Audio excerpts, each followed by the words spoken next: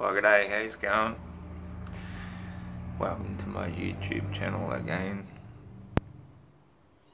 Whatever it's called, I think it's named after me actually. Not like some of these people that name a YouTube channel and do anything particularly fancy. I'll just roll that back a little bit so I'm not talking into my own face so much. I brought a beer along today, so I'd like to wish you all Merry Christmas, because today is God's Day.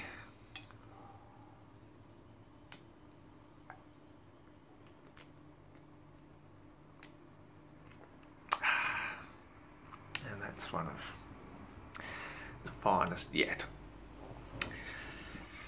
So as I sit here looking out my dirty old window, looking at the cars in the city go rushing by. Oh, hang on, they're not Russian, they're Australian. That's bad. I don't actually really have anything much to talk about at all. I'm just chilling. But I woke up this morning.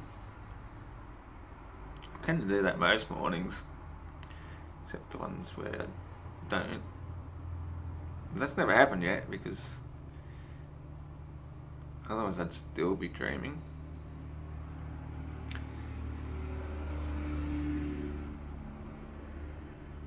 And this is a real repetitive dream.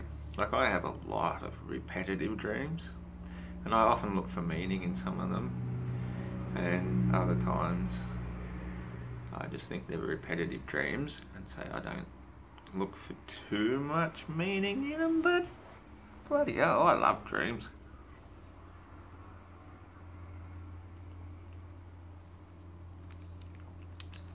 Dreams, to me, a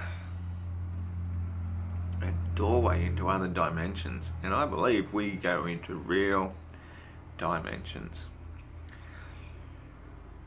How do I know this? Well, first of all, even though I've got a very, very vivid imagination, which I do, and I've seen a lot of movies as we've done, and I've read a lot of books, and maybe tried one or two substances that help expand the mind a bit from time to time back in my youth. Good thing I'm still young, eh? And the thing is, sometimes you have dreams which, to me, they're more real than this world. They're better. They're definitely better than this world. This world is a bit mundane. Like, sometimes, like for example the one I had last night, you can go running down a hill, and it's like when you're a little kid, you know, when you go running down a hill and you end up grazed knees or mud in your face or something bad happens because you don't take caution. But in your dreams, sometimes you can just do that. You can just go flying down a hill, like big leaps and bounds, put one foot there, and you're like a bit of a superhero sometimes, like in a movie. And the dream I had last night was actually quite a lot like that. It was a combination of like being in a superhero movie in a way, because I'm sure I've run in leaps and bounds down this particular hill before, which led down to a creek. But in this dream last night, it wasn't quite like I still had those same superpowers. It was like there was this something holding me back slightly. Like, I had to actually be careful not to fall over, not to leap and jump too far. Like, you can take fairly decent leaps, and even in my dream, I knew that the last time I'd been here, I was able to leap and bound much further, and I was subconsciously holding myself back, saying, well, you can't do that because this is more real. This isn't a dream. Even though I don't know. In the dream state, you don't want to be conscious that it's a dream. And that's what I think part of being alive and awake and living here and now is like. You don't really want to know that this is just a dream, because if you did, it means you know you're going to have to wake up eventually. And when I'm in the middle of a dream, I don't want to wake up. That's the worst part of it, which was the worst part of it when I got to it.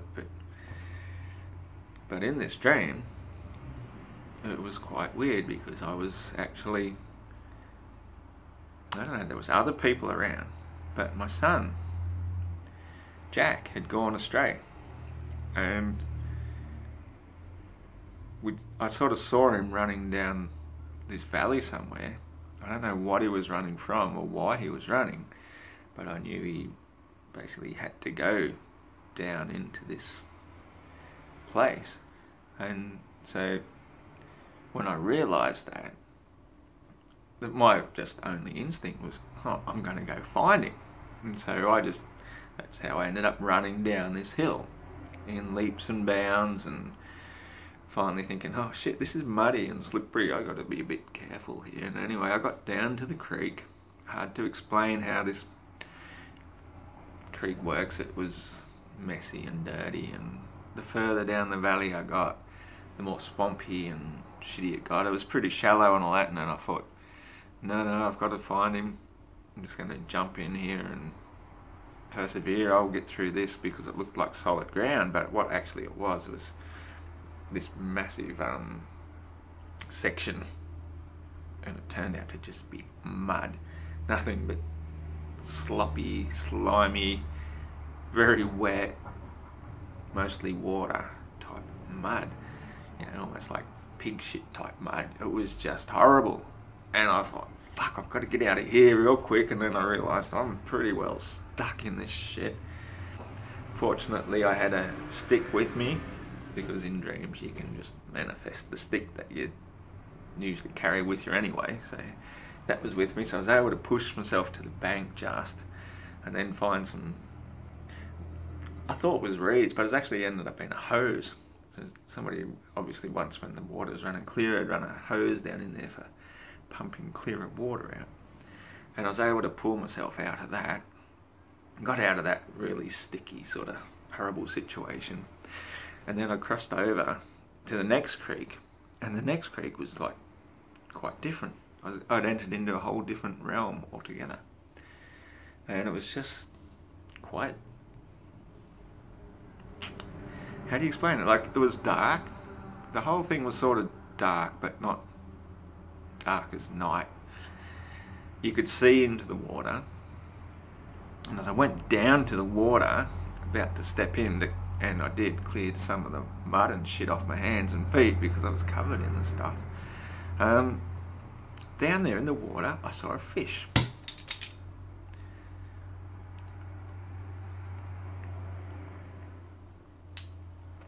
Not just any fish, mind you. This is one that I have personally never ever seen in the wild before, myself. It's one they call a fortescue, or a bull rout. You know, a fortescue has these like pretty sort of fins, a little bit like a sea dragon in a way. And they're also known as a rockfish because they look a bit like a rock. They're really good at disguising themselves, and normally just sit there and don't do much.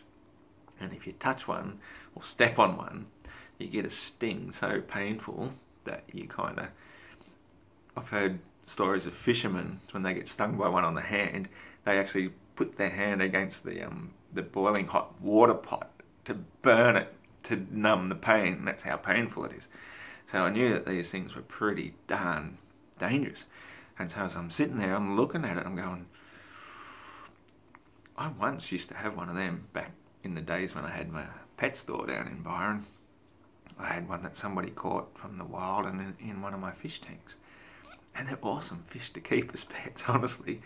Like, I suppose it sounds a bit cruel now that I look back, but you throw a few little fish in there, like feeder fish, things that aren't worth much, and this bull rat just sits there these fish swim by, he just goes boom and swallows them, and it's just, they're pretty awesome. They're awesome predator fish. And I thought to myself, as I'm looking at this one down in the water, I'm thinking, I might have to go home and find a net and come back and catch this. And then as I'm watching, there's another one, and then another one, and I realised, oh, they've got a nest down in here.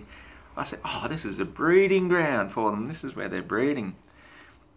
Cool. I'll keep an eye on this place, and as I come back, I might just be able to grab, a couple of hundred of their babies, because fish breed by the hundreds at a time, and if I capture that many, that will mean far more will survive than what will in the wild, because, in the wild, maybe only half a dozen of them would survive, but if I can capture a couple of hundred, could probably make a couple of hundred of them survive, and that'd make really cool aquarium pets. But that was my first instinctual thought.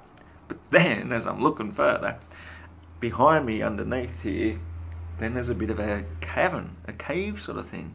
And these salamander type creatures start swimming out. I go, oh, awesome. Salamanders, axolotls. Oh, yeah. Oh, this place is a treasure trove. I'm getting my camera out. I'm starting to take pictures. Like, this is my phone. This thing I'm talking to you in at the moment. I'm getting this thing out in my dream. I'm just going to start taking pictures of this and pictures of that. And as I'm doing so, down the other end of the creek, around another sort of rocky outcrop, here are these massive salmon-tailed catfish poking their heads around. I knew as soon as I saw their heads, oh, they're salmon-tail. I used to keep them in the aquarium as well. These things are awesome. But these were massive. This was the size of their heads. And when they finally came out and I saw their whole bodies, they're like a couple of meters long, like almost little sharks. And I'm like, oh man, I'm getting pictures of these. I've got to get pictures of those. I've got to get pictures of that. And then, as I'm going through all this stuff, all I wanted to do was take pictures at this stage. I wasn't taking nothing from the wild.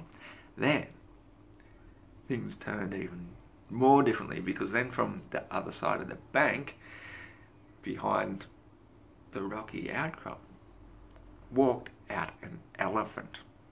I kid you not, an elephant. And more, 2 tigers. Now this is the point where you'd start to think, tigers. I think it's time I shit myself a little bit here. What do? These guys could kill me. These were big, full-grown tigers. Then as they came around a bit further, here's a cub with them as well. And I'm like, okay, this is getting pretty serious. Now I've got to start thinking about my own welfare, because those animals could, if they wanted to, hurt me. But if I turned and ran, I know for a fact they'll run me down and maul me and kill me. Like, easy as that. That's just their natural instinct. That is what they would do. And so I decided, well, okay, I'm here. What can I do? They're coming towards me. I started climbing up a bit higher to find the highest elevated point, which was not that high, and watched them come, watched them approach, and thought, well, if I make sudden moves to run, it's all over. The big male came bounding up the hill, and as it's climbing up, I could see the female down below, and she's just looking at me. And this is where, to me, it was like a CGI movie. You know how sometimes you see that fire in the eyes type of thing? This pure, gonna catch you and eat you type of thing. This came emanating out of her. And I couldn't deny that. I just had to say, okay, that's you, that's your position. And here comes the big male. You can see the little cubs sort of still down there. And I got as high as I could. In fact, it was kind of weird, because a little table sort of came up and I stepped onto it.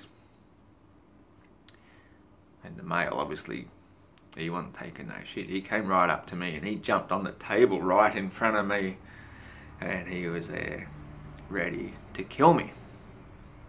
This was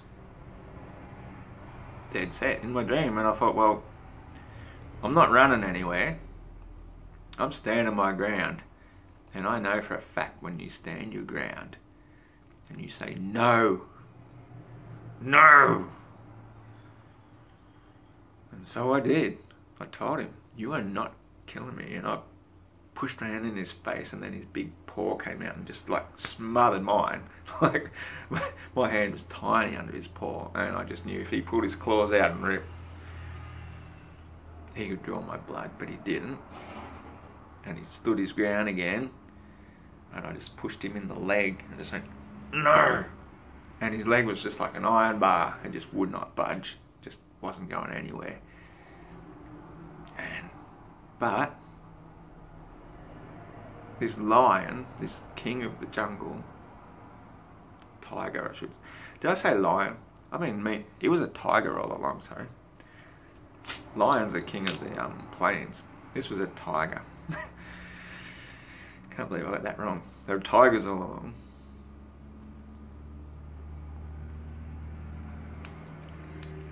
Animals will get confused if you stand up to them. And in fact, they respect that. If you turn and run, it means you've got reason to run. You've got fear in your heart. And they want to eat that. I was fearless. Absolutely. I've got nothing to lose here. And I says to him, no. And he starts to talk. Like, I can't remember the words that were spoken. I know how weird that sounds, that you have talking animals in your dreams. But he spoke. And I said, no. Because our language is not the same language as theirs, but I could understand it. And I said, no. I have no weapons. I have no knife. I have no guns. I'm not here to hurt you or your children. And then the next thing, a big bear comes up this side of the mountain from behind, and he speaks to the tiger, and he says, he's right, you know, leave him alone. He's saved many of these animals. Leave him be.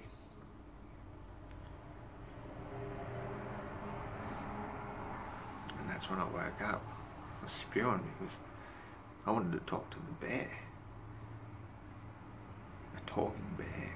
An actual massive bear. Talking to a massive actual tiger. Far out, it was the best dream I've had. It was like a CGI movie, I have to admit. Everything didn't look quite real, but it looked too real. It was so real.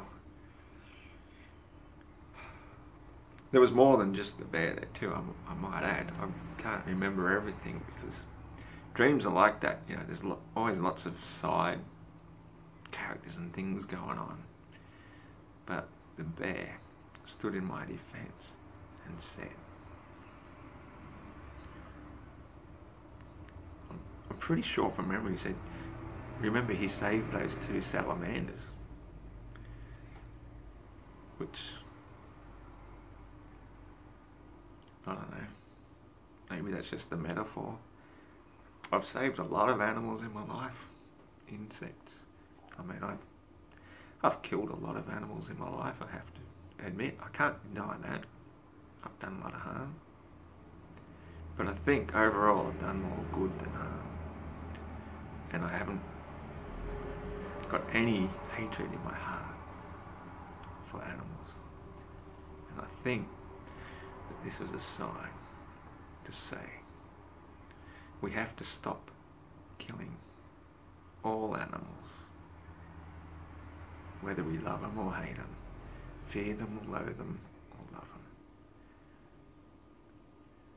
We have to stop. No more knives, no more guns. It's time to bring peace on earth. And the only way we can do that is through our hearts to our animal brethren. whether it be animal, fish, salamander, insect, bird. We have to stop wanting to eat and consume them, to harm them, to hunt them, to kill them, to say no, enough is enough.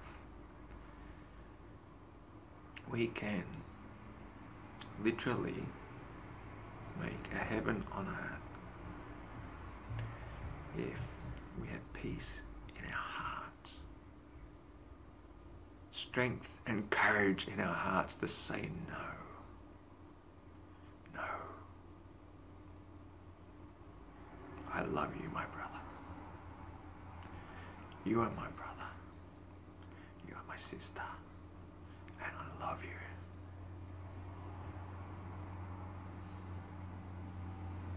Thanks for listening.